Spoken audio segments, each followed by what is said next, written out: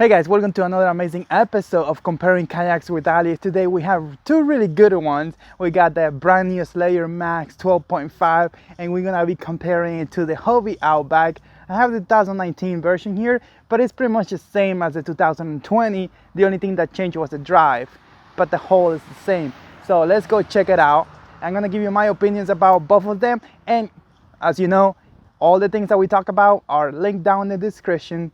Those are affiliate links. When you buy through them, it helps the channel earn a little bit of commission. So let's get to it. All right. So where do we start here? I mean, I feel like these two were built to fish. Like these two kayaks were built to give you all the features available so you could go fishing and you don't have to do basically anything. Just grab the boat and go. Now let's start here from the bow because we could see some differences. The Outback has that really sharp bow. Look at that. It's like boom. And this one is like more aggressive. It's like, look at that. I mean, I kind of like it how it looks. Like it's designed to cut through the waves. And offshore, it performed really well, just like the Outback as well. I don't think you will have any problems going offshore with any of these two boats. But I kind of like this setup right here better because you could put a power pole in the front, or you could maybe put a bow mounted trolling motor. Like the options are endless. You could just use the track here and these two 1/4 inserts and modify it to your content. Now let's move up a little bit right here. We got the standard Hobie hatch on the Outback. Not a lot of functionality here, but here on the Slayer, you see you have a lot more stuff. Look at this. You got the rails, utility track, so you could put in your camera mount, flags, whatever you want to put in the front. And then when you open this thing, look at this. When you open it, you have a liner right here that you could get access to inside of the boat. Look at that. And then you have room here to install your battery and things like that. Now I have some issues with this. The hatch was bigger and the battery box is smaller. Or if you want to have a bigger battery box, make it big, like make it like flat out so you could put a big battery in there instead of that little space. Here on the Outback, what you get is just the hatch, and the great thing about it is that you could store rods in here. Look at that. And you could also maybe put a fish bag. So you get that here. I don't see how you could do that. Maybe you could, yeah. Well, no, you don't have a lot of space. Look at that. Look inside. You don't have a lot of space to really store anything here. It's just the outside, but I still feel like this gives you more functionality. So give you more option to rig out the boat the way you like it. All right, so, oh, something that I missed. Look at that. You can put a rod over there, and these two things are gonna protect it. I think you could probably put two on each side. To be safe, one is enough, but you could probably put two. Now let's move up. We can see here some of the differences already. The Hobie Outback has two molded in rod holders right there. The Slayer doesn't have it. Now we see the drive. Now the drive on the Slayer, you could put an accessory here using this 1/4 20. You could put a rod holder or maybe a camera mount. It's up to you. And then you got gear tracks all the way. You also have cutouts for your Plano boxes or any kind of tackle box you have. And also when the drive is down or you bring the drive all the way back here, you could use a cup holder right there. All right, so let's talk about the Outback, and we're gonna cover the drive later more in depth, but for now let's just keep going. Right here, this is what I love about the Outback, because look at that. You got H rails right here, and you got Hobie tracks right here, and you could put any accessory you want. I got Roll Blast track accessories. You could also put the Yak Attack version if you want. And it has cutouts for your knife, for your pliers, for everything. I really like this. And you could put your Plano boxes here as well. And you secure it with this bungee. You could attach this to your rods right here. Let's say you have your rod, you attach it to your rod so you don't lose it. They thought about a lot of fishing stuff that is gonna help you while you're fishing on the water. Now, right here, you got a hatch in the front with a bucket, and look at that. I'm ready to go fishing. I got all my fishing gear in here. Woohoo! And with that, you lift the liner up and you get access to the inside of the boat as well. Over here on this layer, the storage is underneath the seat. It's not gonna be right here in front of you like you have on the Outback. So if we remove the seat, look at that base. It could be moved backwards a little bit or have it right there. That's the maximum. It depends how big you are, because you know you have to reach the pedals, if you know what I mean. This is where you're gonna start to see some big differences. Here the Hobie Outback has multiple sitting positions. This could go down, all the way down, and have all the way up, and then you could adjust the seat using those clips. You could bring it down a little bit if you want, or you could bring it up like that. And here you have the option of going really high. Look at that, and it feels stable at that high position. But like if you're offshore or it's rough out there, or if it is a little windy, you may want to bring the seat down. I did it on the water. It's not that hard to do. Once you align it properly, you're gonna be able to do it no problem. But you get a lot of storage during that under the seat. You could put your knife, your pliers, whatever you need to, and it really works really well when it's high, because when it's high, you have access to all that. It's easy to put your tackle boxes in there and take it out and all that stuff. But when you're low, when the seat is low, like the space is very limited. Like you're gonna have a hard time getting stuff out of there. So that's something to think about. Let's look at here the Hobie Outback. It has one cup holder and another one over there. The Slayer has one cup holder right there. You get one in the front when you're not using when the drive is down, or all the way up. But we are gonna see a big difference here. Rotor control, dual rotor control on the Hobie Outback. That allows you to use any hands, of course, but also it keeps the boat going straight more often than what you have over here with the Slayer. I feel like the Slayer, you have to have your hands on this. If not, the rudder is gonna be turning all the way. Seriously, like I feel like you have to have your hands here all the time, or that rudder. And talking about the rudder, look at it's right there. That rudder is gonna be like this. If you don't have your hands on it, it's gonna be like this all the time. So, and you only have one on the left. So major point for the Hobie Outback when it comes to rotor control, for sure. Now let's keep going. Space right here to put your lures, and you have two more flush mounted rod holders here on the back. The Slayer has 1, 2, and 3. 3, not flush, I keep saying flush, they're moldering rod holders. Damn it. And let's talk about the tank well. I always say the Hobie Outback has one of the biggest tank well there is, but look at that. The Slayer also has a huge one. I think you have more space on the Slayer, because probably in terms of volume, you're looking at the same space, but the walls are like flat out.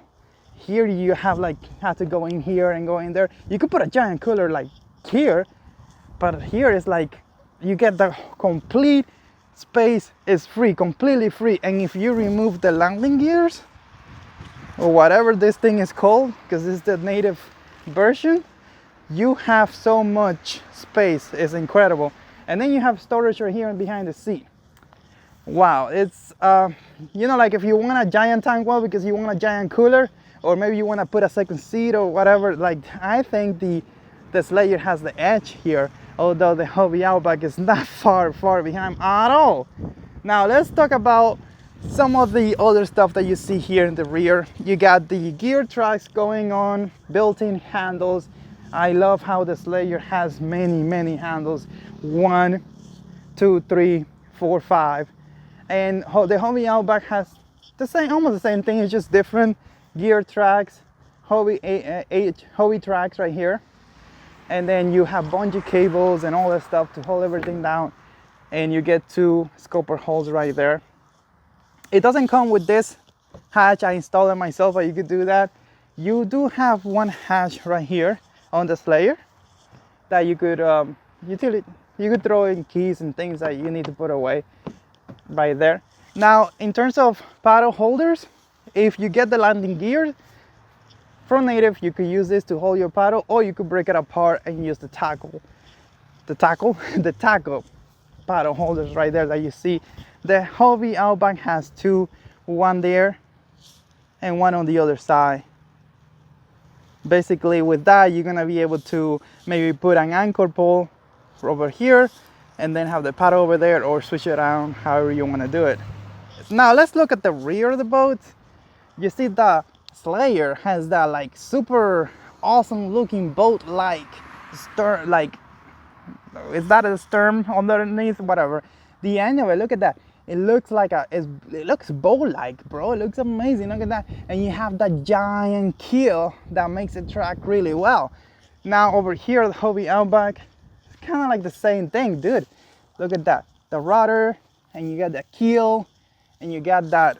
But here, look, the Hobie Outback is flatter. And let's talk about utility at the rear end. All right, so let's talk about utility right here in the at the rear of the boat. You see 4/4 inch 20 insert for your power pole, for your Bixpy motor.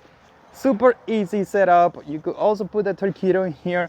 You got this H-rail handle right here on the back, really strong, that you could definitely put accessories right here or just use it to grab the boat.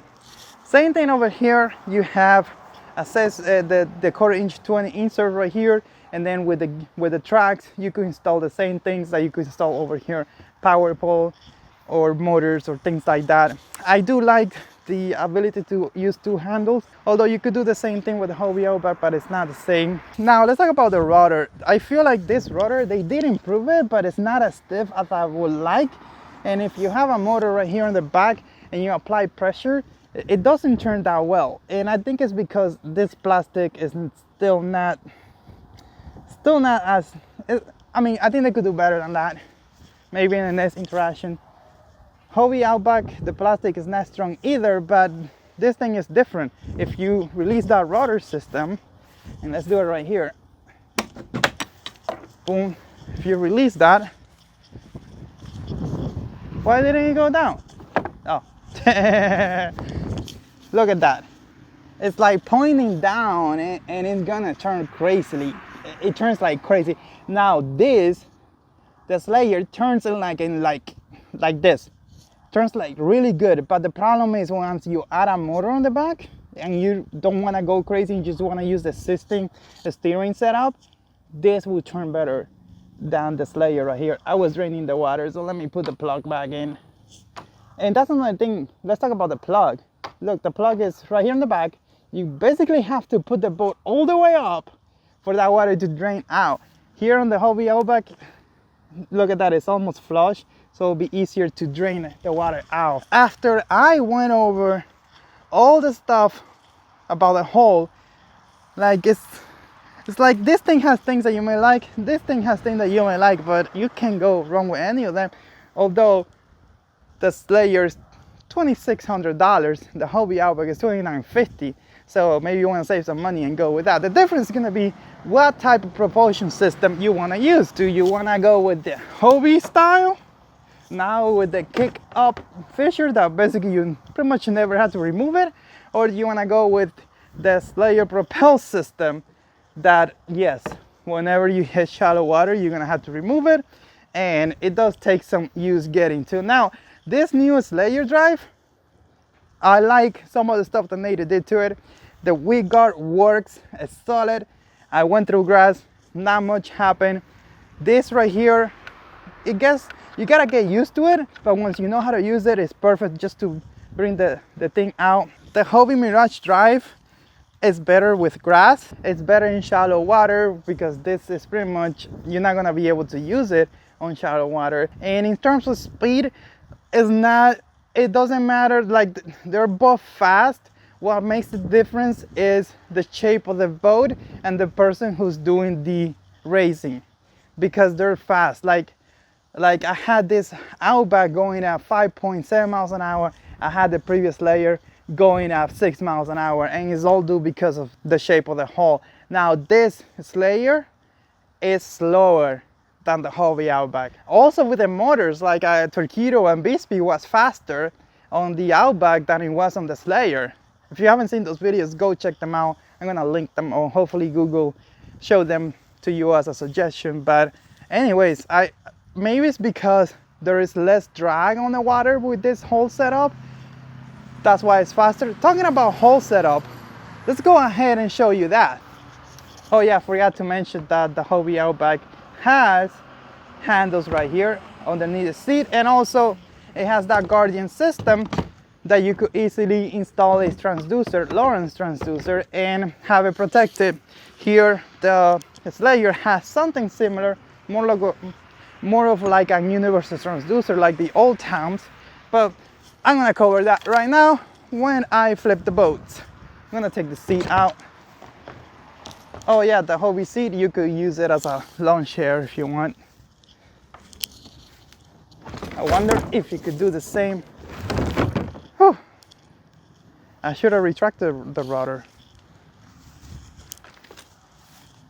Okay.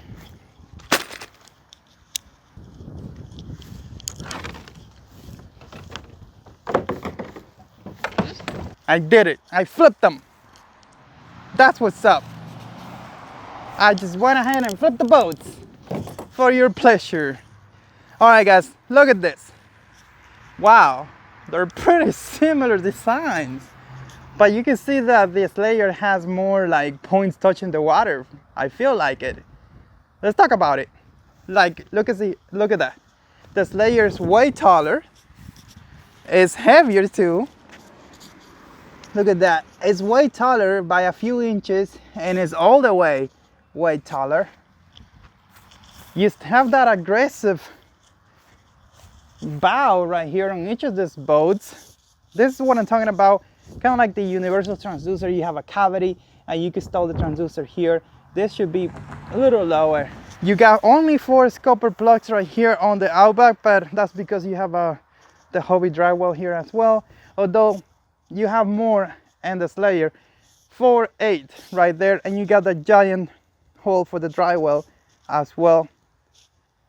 And the keel, like the keel on the Slayer starts like right here, and the Hobie starts like right there, and it's way more pronounced on the Slayer. Look at that. This is interesting. They're very similar, but at the same time they're different.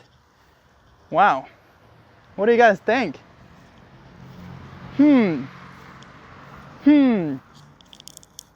This is a big problem. They didn't put a sacrificial keel right here. That's not good. And you do have it right there on the Hobie Outback. Now let's talk about weight. The fully fitted weight of the Hobie Outback is about 103 pounds. Just the boat, the whole of the boat is about 85 pounds. The Slayer is about 90 pounds, just the whole, and when you add everything to it, you're probably gonna be pushing 110. They haven't made the final numbers yet. But the Slayer, you can see it has more plastic. It's gonna be heavier. In terms of length, the Hobie Outback is a little longer, and that's because of the handle on the back. It's 12.9. The Slayer is 12.6. In terms of width, they're about the same, 34 inches. But I mean, you can definitely see that the Slayer is a bigger boat for sure. It's a bigger boat. Now, comment down below. Tell me which boat you're gonna get and why.